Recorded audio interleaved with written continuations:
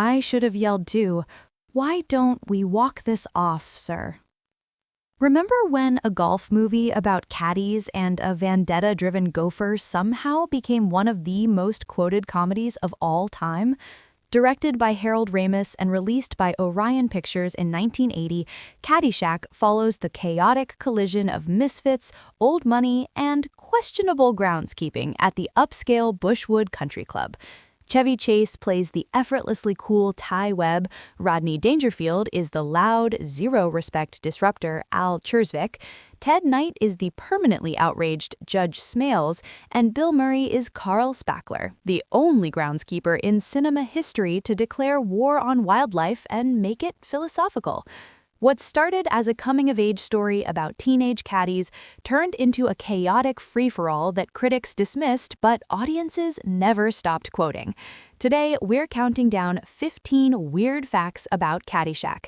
Stick around for number 1 because the movie you've been quoting for decades was barely written, and the story behind it is even wilder than what made it to screen. Before we tee off, don't forget to like, subscribe, and ring that bell. It helps more movie fans discover deep dives like this. Now grab that grass whip, let's head to Bushwood. Number 15. The explosion that looked like a plane crash. The climactic explosion at the end of the film was meant to be a comedic punchline, but it nearly triggered a real emergency. The movie was shot at what is now Grand Oaks Golf Club in Florida, directly under a flight path near Fort Lauderdale Hollywood International Airport. When the effects team ignited the massive blast on the 18th hole, they sent a towering fireball into the sky, visible to incoming aircraft. One pilot spotted the explosion and radioed it in as a possible plane crash. Air traffic control alerted authorities, and for a brief moment, people genuinely believed a disaster had occurred. In reality, it was just a gopher war gone too far. The production had built a fake dirt mound for the explosion, but the pyrotechnics team went bigger than planned, completely obliterating it.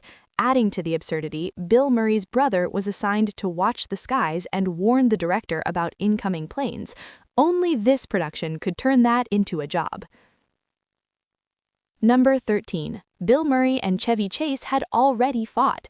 Years before filming, Bill Murray and Chevy Chase got into a real fistfight backstage at Saturday Night Live in 1978. Tensions were already high. Chase had left the show at its peak, and Murray replaced him.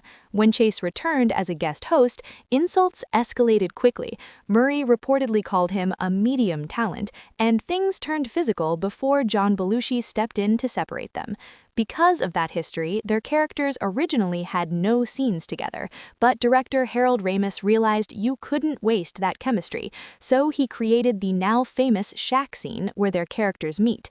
It was loosely outlined over lunch and filmed the same day, and somehow the tension translated into one of the film's most natural and hilarious moments. Number 12. It started as a teen drama. Originally, Caddyshack was a grounded, coming-of-age story about teenage caddies navigating class dynamics and chasing scholarships. Writers Brian Doyle Murray, Harold Ramis, and Douglas Kenney based it on real experiences caddying in Illinois. The main focus was on Danny Nonen and his struggles. But once filming began, the comedians took over. Chevy Chase, Rodney Dangerfield, and Bill Murray improvised constantly, reshaping the tone. Subplots were cut, and the caddies became secondary characters. The film didn't fail, it evolved into something completely different. Number 11. The Gopher was a last-minute savior. The Gopher, now the film's mascot, barely existed in the original script. After filming wrapped, producers realized the movie lacked a cohesive thread. Their solution? Turning the Gopher into the glue holding everything together. They built an animatronic puppet and added new scenes during reshoots. While the puppet itself wasn't too expensive, the added sequences and effects pushed costs to around $500,000. It became one of the smartest post-production decisions in comedy history. Number 10. A hurricane shut everything down. Filming took place in Florida, but the goal was to mimic a Midwest setting. Then Hurricane David hit, production shut down, schedules were delayed, and chaos increased. The shoot stretched longer than planned, adding to the already unpredictable atmosphere. To maintain the illusion of Illinois, the crew had to carefully frame shots to hide palm trees. Every tropical detail had to be disguised to preserve the setting. Number 9. It became a real restaurant.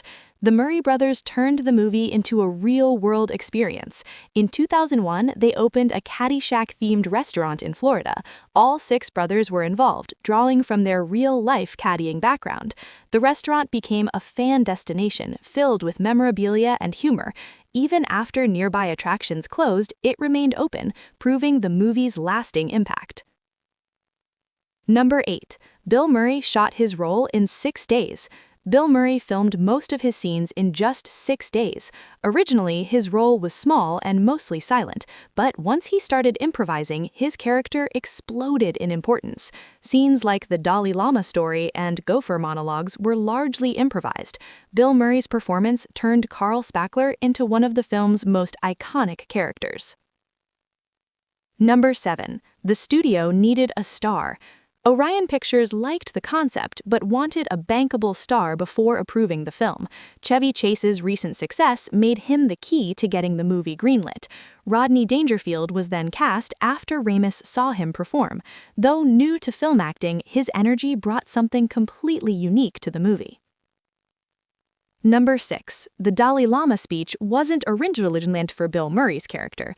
It was written as a more serious moment for another role. When it didn't work, Ramis gave it to Murray, who transformed it into a bizarre, hilarious story that became one of the film's most highlights. Number 5. Sarah Hulkcom disappeared from Hollywood. Sarah Hulkcom, who played Maggie, had appeared in 2 major comedies before vanishing from acting. After Caddyshack, she stepped away completely.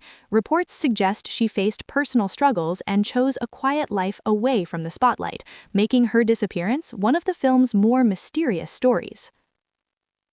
Number 4. Critics hated it at first. When the movie was released, critics called it unfocused and messy. Many felt it lacked structure and relied too heavily on improvisation. But audiences loved it. Over time, it became a cult classic, with its quotes and scenes becoming part of pop culture. Number 3. The pool scene was based on a real prank. The famous Baby Ruth pool scene was inspired by a real prank. In reality, the candy bar would sink, so the production used a prop to make it float. The scene became one of the most memorable moments in the film, blending gross-out humor with perfect comedic timing. Number 2. Ted Knight was the only traditional actor. Ted Knight approached the film like a traditional sitcom, memorizing lines and sticking to the script. Meanwhile, the rest of the cast improvised constantly. Despite the chaos, Knight's disciplined performance grounded the film and made his character even funnier by contrast. Number 1. The script was barely a script. By the time filming was underway, the script had become more of a suggestion than a plan. Actors improvised large portions of their scenes.